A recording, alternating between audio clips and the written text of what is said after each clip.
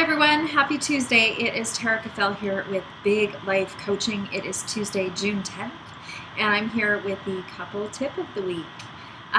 So I want to talk about scheduling this week, not your dentist appointments or job interviews, but your sexual intimate time with your partner. Scheduling, that's the tip. Before I get to that, I just want to mention two little things. The first is to look for a brand refresh coming from Big Life. I know, it's exciting. It's been a lot of work and it's coming to fruition. New photos, new web copy, new packages, new look, new everything. So keep your eyes peeled and I will keep you up to date as things launch over the next month or so. I know it's very exciting over here. And item number two is to remind you that I am speaking tomorrow night at a free event for women in Vancouver in Gastown. It's part of my Rules of Engagement series on fantasy. And you want me to what? So we're going to explore fantasy. What's repulsive about it? What's awesome about it? What makes it comfortable to share about it?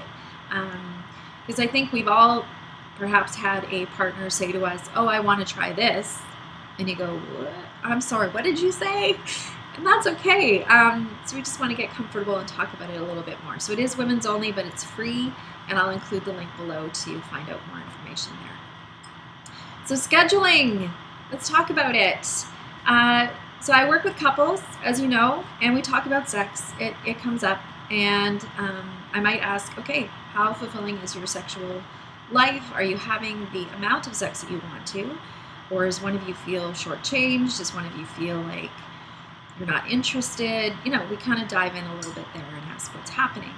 And if it comes up that there's some dissatisfaction around the amount of time that's being spent, and hint that comes up often, we prioritize it together. So we think of ways for sex to be a priority, and one of those ways is by scheduling it. And like making a date, making an overnight, making a sex date, making an out of the house date, whatever it is, we prioritize that. So we figure out a way to do it. And the number one, I'll give you probably the top three objections, but the number one objection that I get is, well, it's not spontaneous. Right? Does that come out of your mouth? Oh, it's not spontaneous. Yeah, no, it's not. That's the whole point, actually, is that it's not spontaneous.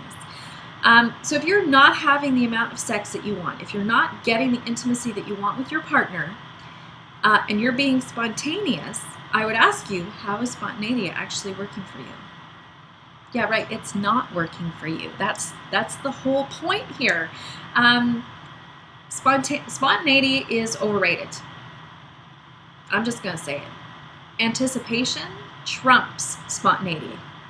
So if you can find, Friday night, you've got a date, you're setting a date, you get to look forward to that date. Ladies, you get to shave your legs, maybe you get to find a new outfit to put on.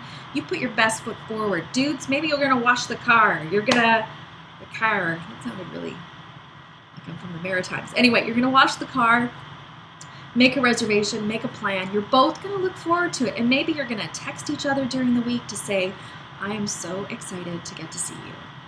Remember? So anticipation is way bigger deal than spontaneity. That's what I'm here to say. And it's clearly not working. Remember the definition of insanity? It's doing something over and over, expecting a different result. Spontaneity, I'm guessing, is going to put you to sleep on the sofa on a Friday night with sex at the very, very bottom of a to-do list that you're never going to get to. So make it a priority. The only way we get to do the things we really want to do is by putting them on a calendar and scheduling them in. It's a little more of a rant than a tip this week, but that's okay. The number two excuse I get is it's too expensive. Oh, I get that, sweetie. I've been on a budget. I know what it's like. Forget the budget. Make it free. I don't think they charge you to walk on the beach. I don't think they charge you to go for a walk in your neighborhood or to go have a picnic in the park by your house. Ask for help. Ask neighbors, grandparents to come watch the kids while you get to go do something fun, or camp out in your own living room. Pull out your sofa bed, put in a movie, see what happens. Make the time, okay? And what was the last excuse? I think it was around babysitters.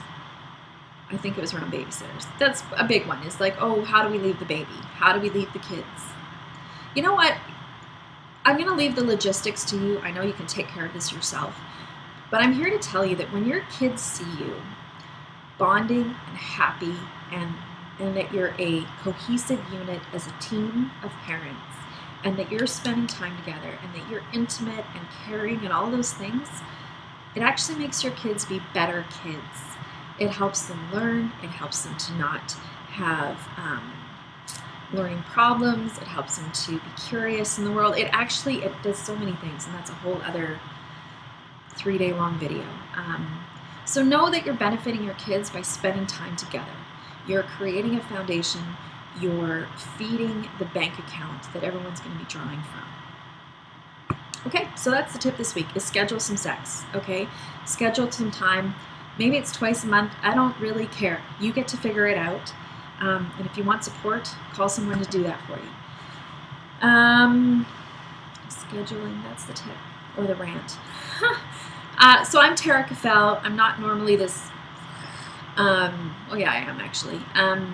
I'm pretty passionate about relationship, and I love to work with couples to help them have that really strong base from which kids can grow and dreams can grow and all of that can happen.